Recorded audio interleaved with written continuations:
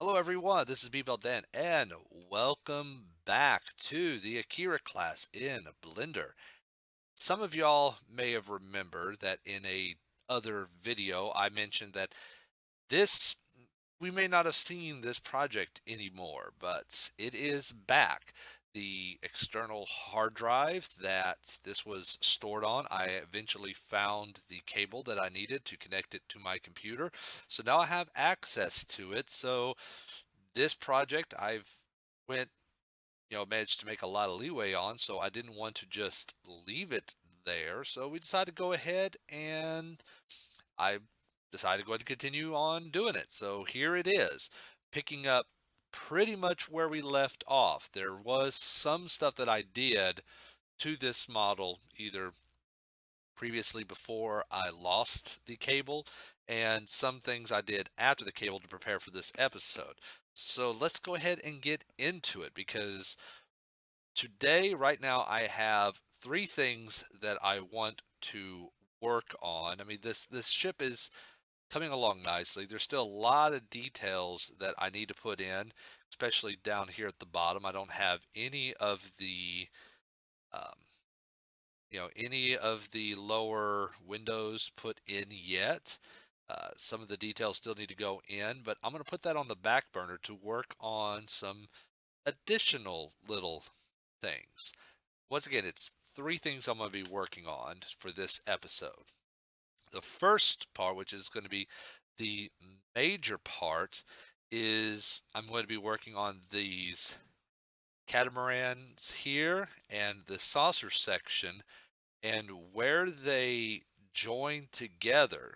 I could just join the two together and delete all the faces. Actually, if I use the Boolean modifier, it wouldn't even put in all those additional faces. It would get rid of them.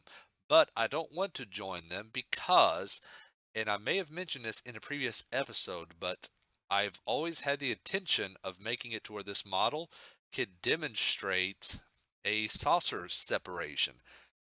It's Now, I know every single starship doesn't have to have a saucer separation, but the more I started to look at this model as I'm modeling it, the more it looked like that, it's almost designed to actually have that saucer separation. So let me figure it out and see what I could probably do. I got the idea because I was playing Star Trek Dominion Wars on the PC, and the ships, all the ships, the Akira class was in it, and all the ships, they would take damage, and they would show the damage to a not a realistic degree, but to more of an exaggerated degree. The saucer section here would just disappear. It would just be kind of you know, a very basic mesh, just lines showing where the saucer was at, but all of the faces and the textures would be gone. So all that you would see would be, let me see, boom, and boom, there you go. So all you would really see would be this section right here flying around, and it would still be doing battle. And looking at it, you can see that it still has all of the components that was necessary for flight. If you consider that the warp core is either in the catamaran or in both catamarans, such as a dual warp core design, inside here you still have the bridge. So if the engineering section was in this catamaran, you had the warp nacelles, and most importantly, you still had this weapons platform. I don't think you were able to fire phasers, and if you did, I think they were very limited. So with that, I decided to spring forward and the idea of having saucer separation. So you would have this portion here, which would be kind of the fighter, the battle section, and then you would have, oops, wrong ones. Do I need that one? No, I don't. And then you would have the saucer section, which the saucer section, of course, had impulse engines, and the back portion has impulse engines too, if you notice right back there. So another reason why it makes sense, because this had impulse engines and this had impulse engines. So they both had impulse engines on both the primary and secondary hull. So it made perfect sense for there to be a saucer separation. So this still had saucer separation.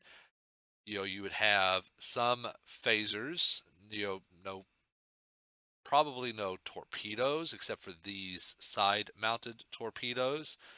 But the primary thing that you would have with this would be the hangar bay. So, we got to do so, this is where all the shuttles and fighters and things would be at. So, this could either, go away and the battle section continue fight, or they could split and fight independently together and launch shuttles out of this, or any kind of configuration of the two. In fact, it's a possibility in my mind that before the Prometheus was designed, this style ship may have been the early prototype of a multi-vector mode. So, two of the things I need to work on is I need to work on fleshing out how this portion of the catamarans look during after separation, which I've already started.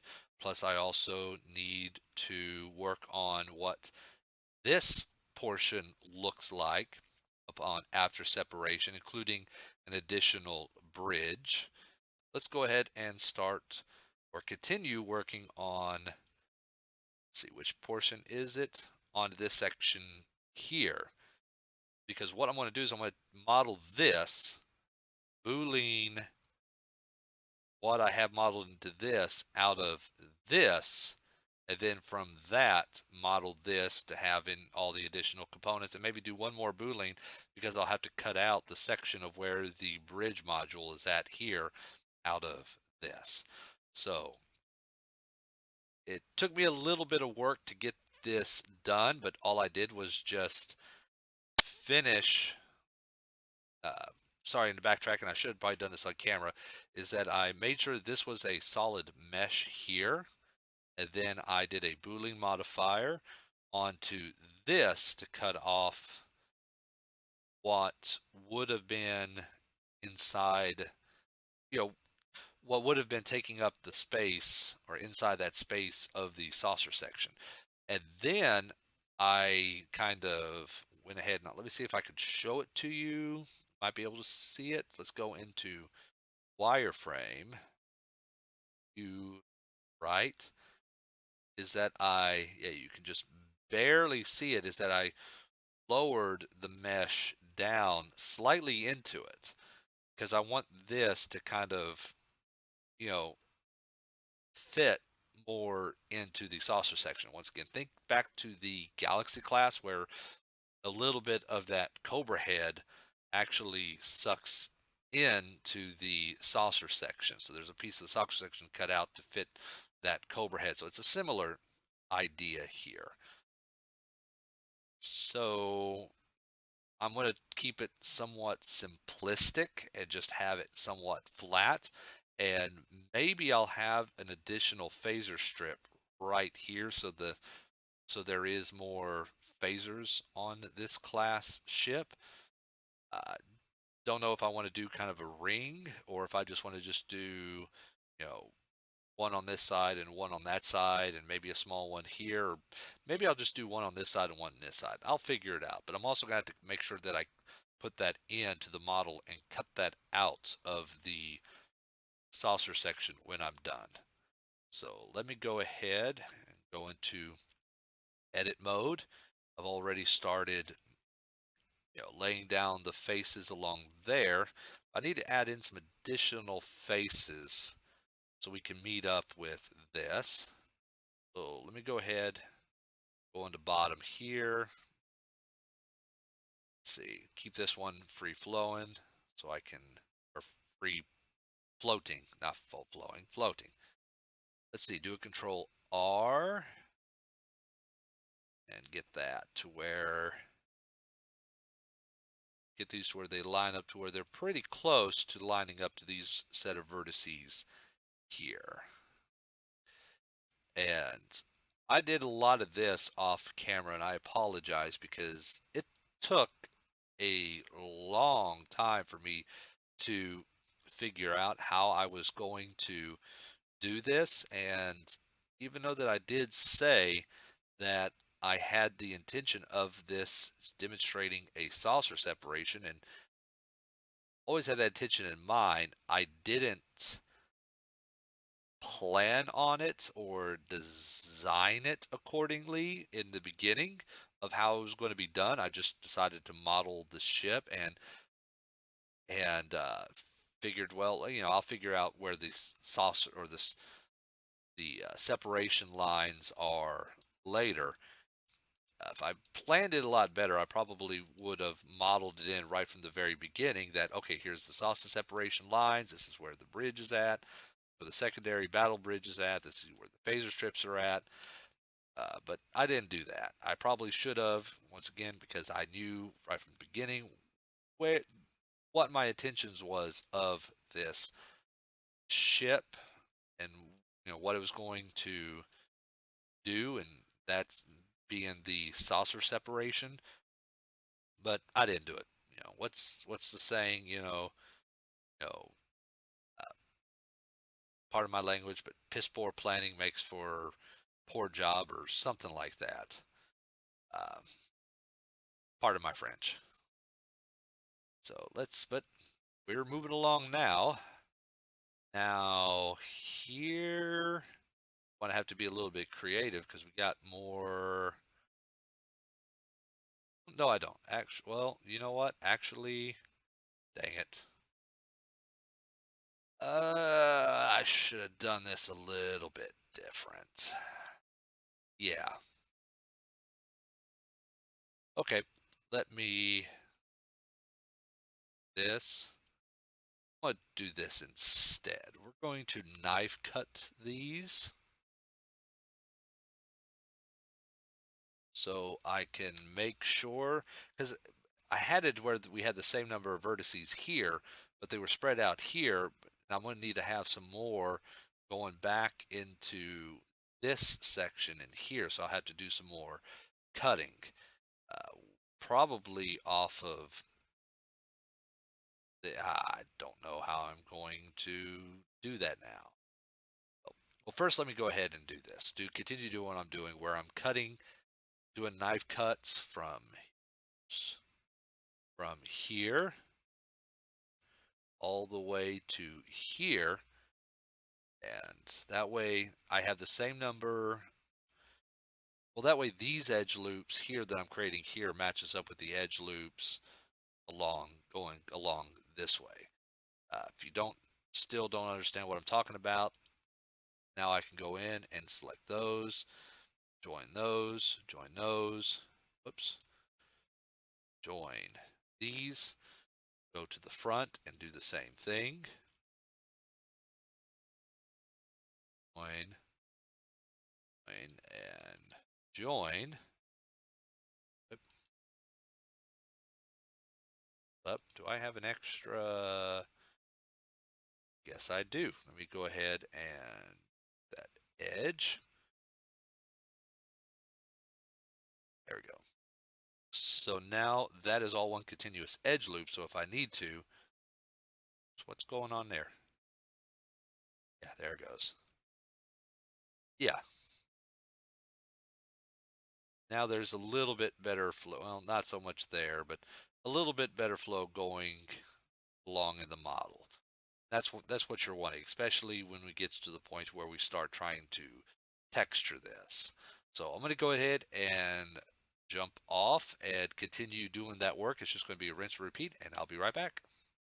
All right, cutting back in here because I got the bottom all faced up, so to say. But as you can see by looking at it, it's having a couple of anomalies. And the reason being because the way that the faces are drawn. All I did was just extend faces over, select two vertices and move faces over, and I try to do it the best way to where there is still technically an edge loop that goes around here. The way the topology of this is set up is that there should be some more bends into it, so it's freaking out about how it should shade all of that. So the way that we fix that is we need to add some more edge loops going along this way. And the way that I'm going to do that here is I'm going to go into vertex mode, is I'm going to do the knife tool, and we're going to let's see, select a face over here, and then move, and that looks like that's pretty much straight. So we hit there, and it goes ahead and draws a line. Let me see. Actually, let me try that again. Let me see if I can get that a little bit more straight. Oh yeah, we'll try right there. So we go there, and just press enter, and it goes ahead and it draws that line, and it inputs some vertices, and as you can see here, it's already starting to kind of smooth that out as far as the way that it renders the image. Now, for the most part, the image is just being rendered like this, only in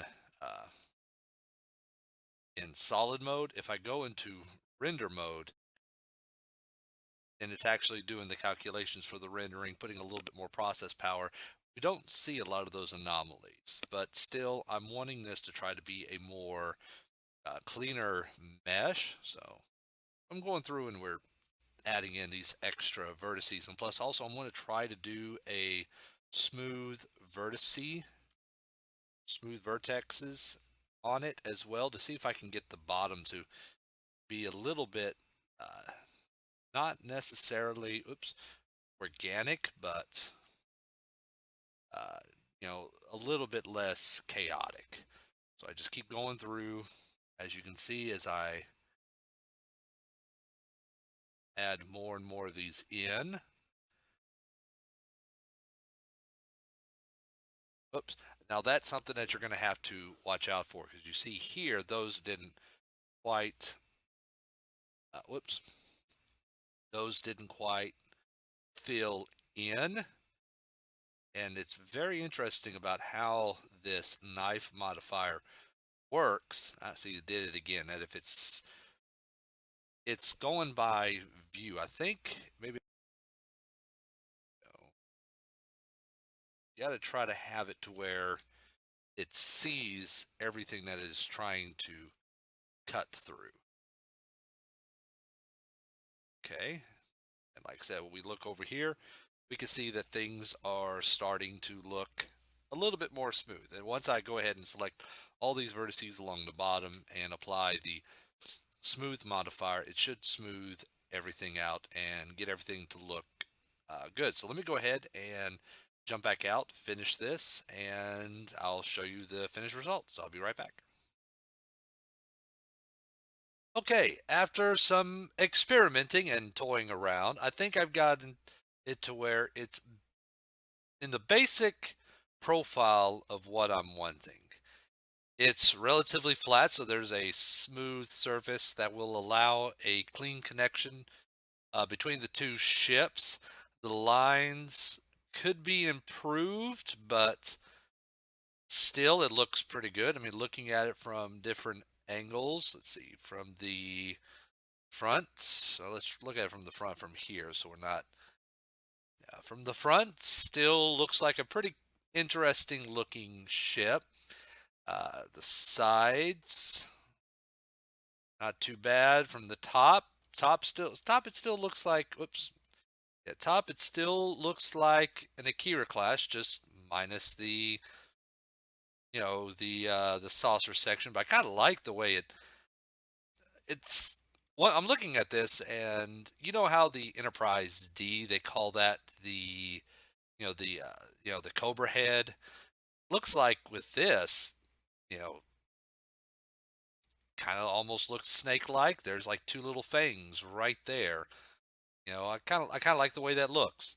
So yeah, I think I'm definitely onto something. So the underside is going to have like a little bit of an area where the battle bridge sucks into, and there's going to be connection points and also the phaser strips, which I need to try to figure that out. I'll just copy the phaser strips that I did here onto this, but in a slightly different arrangement. And then I'll do the Boolean modifier from this onto the saucer section. That's not what I wanted. There's the saucer section. Now, the thing that I really need to make sure that I'm looking at, I'm going to go into a wireframe here, is that where this ship drops out, the saucer section drops out, there's no hard points jutting out. Well, kind of. Because if it's going, if it concaves into the saucer section like this or bows into the saucer section, I mean, how's it going to, lift up? It's going to just basically be kind of a bit of a wedge. So I'm trying to prevent that. Looks like there is, well, no, maybe because it's probably right there. Well, it's close enough. There's been weirder, stranger, more idiotic stuff that's happened within computers, but yeah, in between now and then, said I'm going to be working on finalizing the bottom portion of this ship so we can go ahead and cut out that shape from the saucer section and then start working on the saucer section parts that are exposed when it separates, and then continue working on the bottom and get all those little details in, such as the windows and hull details and stuff. Then from that point, the last thing to do would be to go ahead and start texturing the ship. And I've decided that I'm going to texture this ship. I'm going to try. I don't know how well this is going to work, but I'm going to try to do it in a way to where um, you get the effects that you're wanting and that you expect out of a starship. But if you don't have any Photoshop skills or what have you, or you don't even have Photoshop, you should be able to get all of those effects in Blender here. And I mean, not just, get all the wording and decals, the Aztec texture, all that kind of stuff. That's the goal. I don't know how well it's going to be. I've done it before to a certain degree, but I'm going to try to see if I can take what I did before and move it up another level. But until then, I just want to say thank you for watching. This is B. Dan. This is the Akira class starship in Blender. The Akira class with saucer seperation. Starting to get there. Starting to look good, look good. And I will see you in the next episode.